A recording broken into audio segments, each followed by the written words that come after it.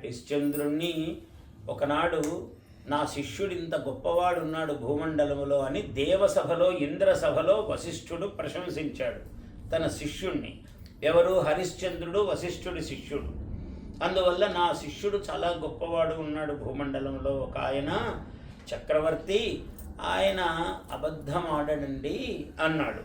వెంటనే విశ్వామిత్రుడు లేచాడు. ఆయనకు కొంచెం ఎప్పుడూ వశిష్ఠుడి మీద కోపం విశ్వామిత్రుడికి. లేచి, అయితే మీ శిష్యుడు ఎప్పుడూ అబద్ధం ఆడాడా అన్నాడు. ఆడడండి అన్నాడు. నేను ఒకసారి అబద్ధం ఆడిస్తాను అన్నాడు. మీరు ప్రయత్నం చేయండి అన్నాడు. నీ ఇంద్రుడి దగ్గర ఇంద్రుడికి చెప్తున్నాను, నేను ఈయన చేత అబద్ధం ఆడిస్తాను అన్నాడు. అని కిందికి వెళ్ళిపోయాడు భూమండలానికి. ఇద్దరు ఆయన వచ్చారు, ఈయన వచ్చాడు. ఈయన రాగానే విశ్వామిత్రుడు తపస్సు చేసుకుంటున్నాడు ఒక చోట. అంటే కొన్ని శక్తులను ఆయన స్వాధీనము, దయా, సత్యము, శౌచము, ఇట్లాంటివి కొన్ని ఉన్నాయి గుణాలు. ఈ గుణాలకు అధిష్టాన దేవతలు ఉన్నారు.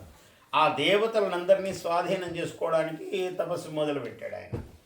మొదలు పెడుతుంటే ఆ దేవతలు వశమయ్యేటప్పుడు కొంత కలకల శబ్దం వినపడుతూ ఉన్నది. ఆ ఆడవాళ్ళ శబ్దాలు వినపడుతున్నాయి. దేవతలు వినపడుతుంటే అక్కడ అడవిలో తిరుగుతూ ఉన్నాడు. ఇదంతా ఆయనకు పరీక్ష. ఈయన మొదలుపెట్టాడు విశ్వామిత్రుడు. అక్కడ హరిశ్చంద్రుడు అడవిలో వేట కోసం వచ్చాడు. తిరుగుతూ ఉంటే ఎక్కడో ఆడవాళ్ల గొంతులు, ఆర్తనాదాలు వినపడుతున్నాయి. ఎవడురా ధూర్తుడు వాడు అని కత్తి తీసుకొని వచ్చాడు వీళ్ళని రక్షిద్దామని. వస్తే ఎవరు లేరు అక్కడ, స్త్రీలెవరూ లేరు.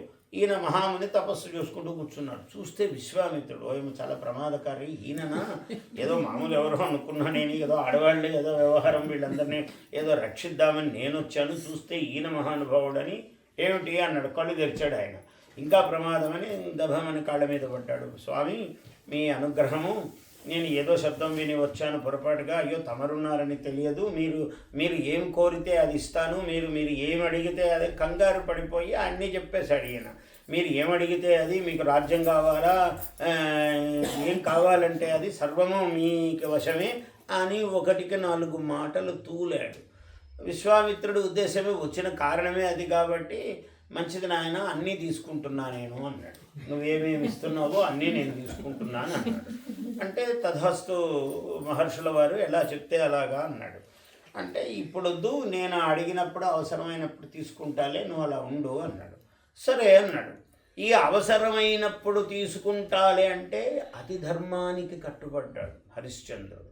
అందువల్ల ఎప్పుడైతే అనేది అది ఒక దేవకార్యం అనుకోండి. అది కేవలం విశ్వామిత్రుడు సామాన్యుడు కాదు.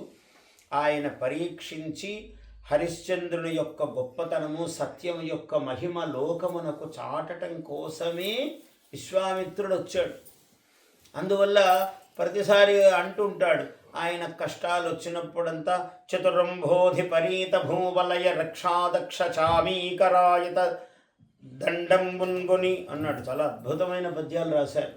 అదే ఈ 4 సముద్రముల మధ్యలో ఉన్నటువంటి భూభాగమును ఎవరికై దృంమాత్రము చేత శాసింపగలిగినటువంటి మహా చక్రవర్తి రాజదండమును పట్టుకున్నటువంటి ఈ చేయి అని ఆ చేతికి విశేషణం చెప్తాడు.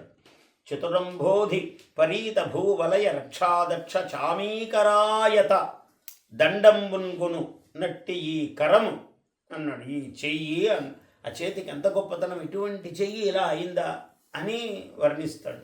అంత గొప్పవాడు ఆయన. ఆయన రాజదండము, మొత్తం భూమండలానికంతా అధిపతి, సత్యవాక్ పరిపాలకుడు. నీకు ఇస్తాను అని అన్నాడు. అంటే మధ్యలో విశ్వామిత్రుడు అంటూ ఉండేవాడు, ఆ శిష్యుడు అనేవాడు, ఏం పర్వాలేదండి, ఏదో అప్పుడు అన్నాను కానీ అంత మాట పట్టింపేముంది, పర్వాలేదులేండి అని ఒక మాట అనండి చాలు అని అంటుండేవాడు మధ్యలో. అంటే ఏదో ఆ రోజు అన్నానండి, ఇంకా మరి దాన్నే పట్టుకుంటారా, నేను దాతను కానా అంత మాత్రాన. అంటే నువ్వు గొప్ప దాతవే కానీ హరిశ్చంద్రుడు వాడు ఆ మాట అంటే. అందువల్ల భార్య నమ్ముకుని, కొడుకును పోగొట్టుకుని, భార్యను అంత కష్టం ఎవరు పడరు. అప్పుడు కూడా ఒక్క మాట, పర్వాలేదు నేను మాట తప్పానంటే అయిపోయిందండి, మొత్తం వదిలేస్తాను, నీకు రాజ్యం పోదు, భార్య పోదు, అందరూ హాయిగా ఉంటారు, ఈ ఒక్క మాట అంటే చాలంటే నవ్వుకునేవాడు విశ్వామిత్రుడు. అది మాత్రం అనను, నేను ఒక్కసారి ఇచ్చేశాను కదా మాట సత్యమే వ్రతమే అన్నాడు. అలా ఉన్నాడు కాబట్టే బ్రహ్మాది దేవతలు, త్రిమూర్తులు, అమ్మవారు అందరూ ప్రత్యక్షమయ్యారు. నాయన నీ సత్యం చాలా గొప్పది, నువ్వు మహానుభావుడివి, లోకాలోకములయందు నీ చరిత్ర, నీ కీర్తి లిఖింపబడుతుంది, సత్యమునకు నీవే ప్రతీక అని సత్యాది దేవతలందరూ వచ్చారు. Please subscribe to our YouTube channel. Like and share this video.